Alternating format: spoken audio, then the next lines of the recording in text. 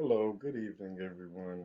Today we will be going over a professional development session on inclusion for disabled or disability students. Inclusion can consist of including in class, just including in everyday life. Inclusion. What is inclusion? That's maybe a question that some people may be wondering. Inclusion is the placement of students with disabilities into general education classrooms. If the students require specialized services, they are provided within the general education setting as a co-op teacher or teacher's aide. So this may be a student that has to be included in the class that has a disability. They might have a student aide in the back of the class that's assisting the student, not slowing down the class, not being loud, very quietly, giving the student assistance as needed.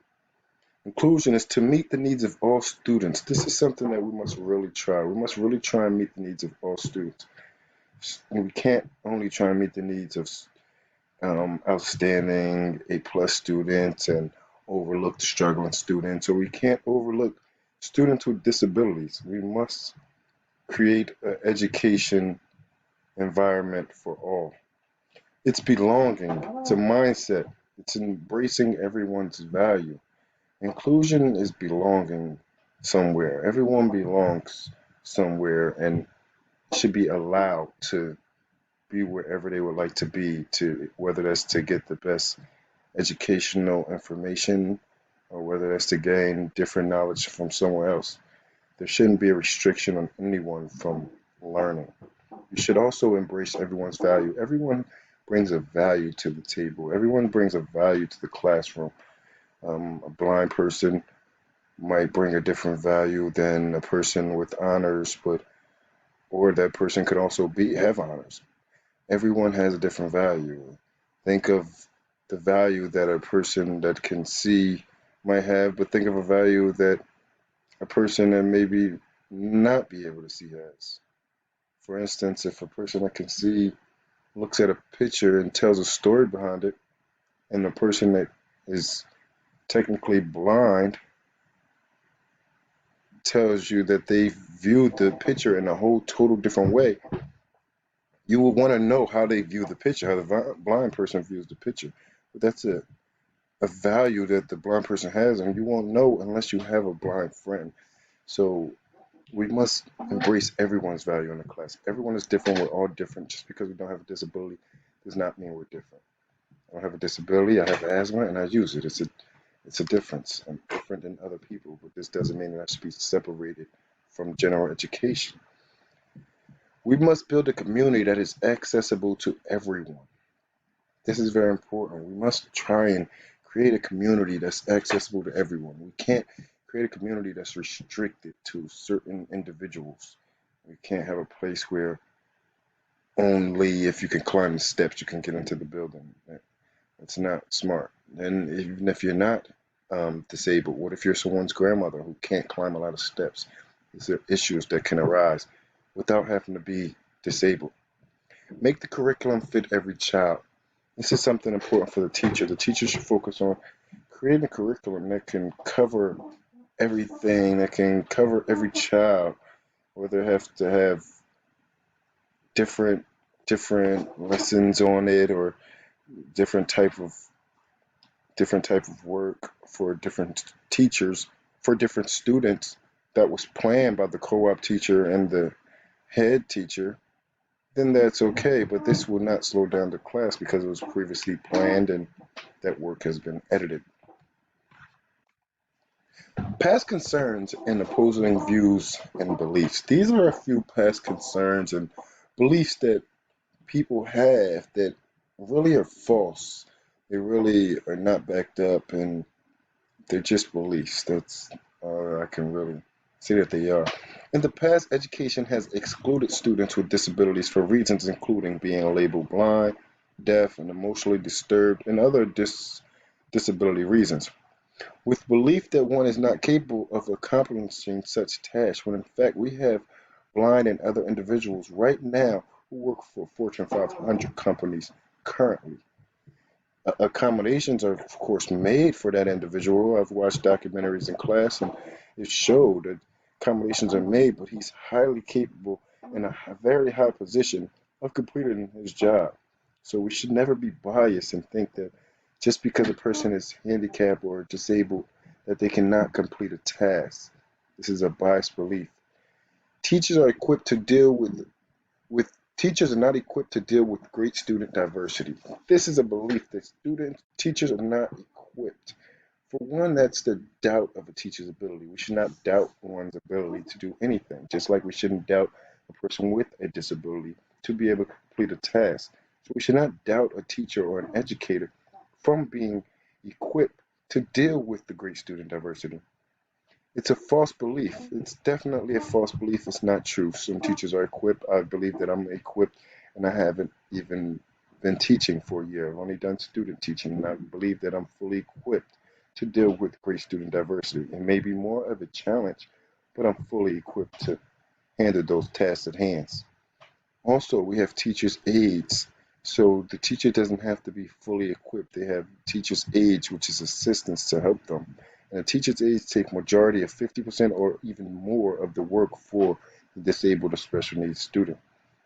Teachers are not required to plan and teach students all of the time. This is the belief that they are, and they are not required to do all of the planning and all of the teaching for special ed students and for students with disabilities or for individuals that don't have disabilities or honors. Some more past concerning opposing views and beliefs. Students without disabilities performance decline because students with disabilities will consume too much teacher time. This is very false. Students with disabilities have alternate material. They have adaptive scoring. They have adapted regular material. They have adjusted physical arrangements of the room. They have a use of computer. For instance, one day when I was student teaching, I had a student come up to me.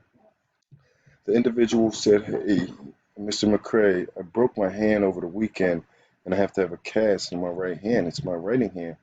Do you mind if I grab one of the laptops and type everything up? Because I can type with my left hand and some of my fingers and I can keep up with the class." I had no problem with this, but this was accommodation made for a person with a broken hand. So as we can see, we can make these accommodations for an honor student with a broken hand. We should be able to make these changes and these adaptive arrangements for any student, not just students that have broken hands, not students with disabilities.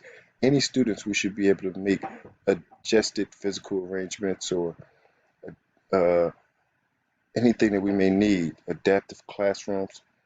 Also, some teachers worry about safety issues of other students in the classroom. Listen, this is something that really shouldn't be a big concern, regardless of the student disability or not. If a student is deemed to be harmful, they will be removed from the class. Any student is capable of having an outbreak and becoming a safety concern. Who's to say Tommy or Billy doesn't have a bad day at home and come to school upset or angry, and one outburst, he's throwing a book or he's throwing something across the classroom? So it's very biased to think that only a disabled student or a special needs student may have an outbreak and become a safety concern. Reasons to include students with disabilities. The major number one reason, we are all equal. We should all want to be treated equal. We shouldn't look at an individual and think they're not just as equal as us and deserve equal rights and equal benefits and equal opportunities as everyone else. This is something that we all must keep in mind. We are no different than the next. We must build a community that is accessible to everyone. This is something I covered earlier. Once again, we must definitely build a community that is access to everyone, not just focused on certain individuals. We must not separate. We must come together. Students with disabilities, people have biased opinions, but students with disabilities are smart. They're problem solvers. They're extreme problem solvers. You have to understand a student with disability, for instance, one that may be blind or one that may can't hear. You have to understand the tasks and problems that they have to solve daily that you may not think about because you can see. For instance, tying shoes or finding out what shoes match or finding out what clothes match. It's a problem solving thing, and they also have to be very strong physically and emotionally. Emotionally, because people have misinterpreted understandings of disabled or one with a disability, and that's an emotional draining thing. And then also they are just strong individuals in general. They're no different from a normal human being. They are physically able to accomplish many tasks. Some individuals may need accomplishments, but some individuals may need accommodations. I apologize. But they are as capable of completing a task as an individual who is not disabled. Just like the guy that I was mentioning earlier from the Fortune 500 company. Individuals with disabilities are very able to complete tasks. When we think about an individual with a disability, we must ask ourselves, what can they do? Not what can they not do. An individual can almost do anything. They ask themselves, what can they do? There's more things that an individual can do with a disability than what they can't do, and we must keep an eye and an open mind to that. Inclusion versus mainstreaming. Knowing the difference. Mainstreaming means a special education student placement is part-time in general education classrooms and part-time in special education classrooms. Inclusion does not require the student to leave the classroom for special instruction. The support comes to the student. For instance, a teacher's aide. Normally, this is a specialized teacher that specializes in special ed that will come to the class and assist the student as needed. This will help the class go efficiently and in a good pace. So keep this will not slow down the class because the student that needs help is being assisted in the back. Things that we should avoid: LD segregation, disconnect social and emotional experience, splinter curriculum. To slow it down. We must not slow down the curriculum. We must not split the curriculum. We must adapt. As educators, we must adapt to everyone. We don't have to slow it down so faster students are not learning as well. We don't have to split the curriculum so this one student is not getting all the curriculum or standards that they need. We must learn to adapt. EBD segregation, control and manipulation. We must not control or manipulate individuals into believing or doing certain things. Being disconnected from peers, we should connect with peers. Peers can explain things in different situations. Peers can relate because they're the same age, the same group. We must connect them. It helps them with being socially interactive. Fewer social role models. We should keep these role models going. They're social role models by interacting, being great people to one another. They're also their peers. Someone might look up to an individual who's a big in sports in their school, and they might be able to relate to a disabled individual who might love sports and look up to that person. The major question: do we separate or educate? This is what we should ask ourselves when we think about: do we put individuals that have a disability into a general education classroom, or do we separate? I believe that we should educate individuals and that we should educate the teachers and we should educate ourselves so we don't have to separate. Why should we ever have to separate individuals in a learning environment?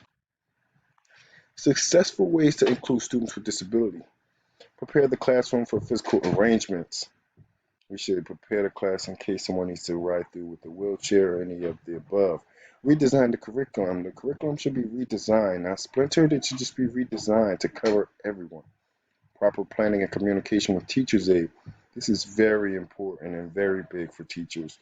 They must connect with the teachers aid. The teachers aid has their own strengths about special ed students and their students that they work with, and they may be able to edit the papers or make accommodations to the tests for them to cover the work that they need done. Time to develop and refine work. Teachers and educators must find time to refine work. It's not normal, the work that they're doing. It's a little different. They must cover all areas, so they must just find time in their day. Adapt to method of instruction and material. They must adapt the material. They must adapt the instruction. Maybe repeat the instruction. Maybe give detailed instruction. Implement peer tutoring. That must be changed weekly. Young tutors should be implemented into the disability students' learning. They might have more impact on them. They might have better ideas. Co-teaching, teacher's aid is a partnership that requires teachers to plan instruction students together. Both teachers bring wealthy information